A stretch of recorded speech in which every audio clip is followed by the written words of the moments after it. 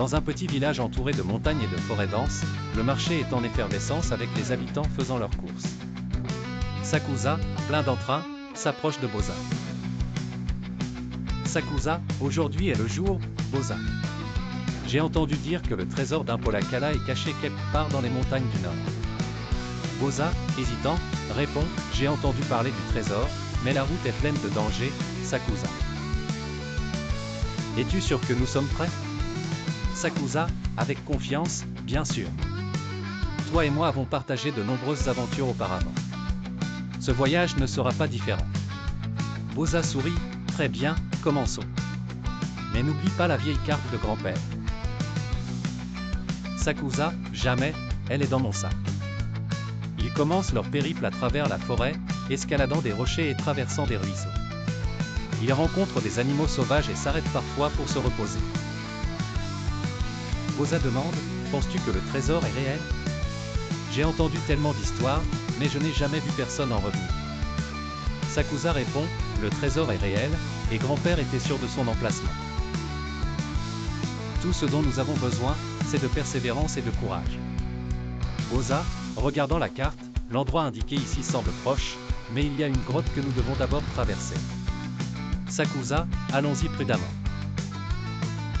Personne ne sait ce qui se cache au fond de la grotte. Ils entrent dans la grotte sombre où règne le silence.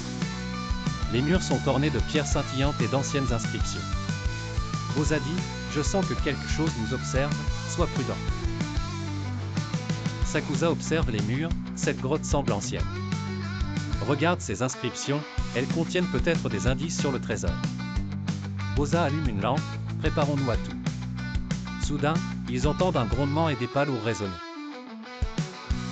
Sakusa s'exclame, attention, quelque chose arrive. Une créature massive apparaît, gardant l'entrée de la grotte intérieure.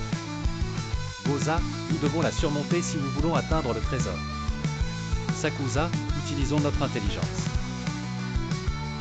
Peut-être que nous pourrions la tromper au lieu de combattre. Après avoir trompé la créature avec des astuces, ils continuent leur chemin vers le cœur de la grotte. Ils découvrent une énorme porte de pierre. Sakusa dit, c'est ça. La porte du trésor d'Impolakala. Boza demande, mais comment l'ouvrir? Il n'y a ni poignée ni clé. Sakusa réfléchit, tu te souviens des inscriptions que nous avons vues? Elles indiquaient que seul un cœur pur pourrait ouvrir la porte. Boza, que signifie-t-il? Sakusa, nous devons prouver que nos intentions sont sincères. Mettons nos mains sur la porte et pensons à notre raison de chercher le trésor. Ils placent leurs mains sur la porte. Elle commence à trembler et s'ouvre lentement. Ils entrent dans la salle secrète et découvrent un grand coffre brillant d'une lumière dorée. Sakusa, nous l'avons trouvé, Boza. Le trésor d'Impolakala.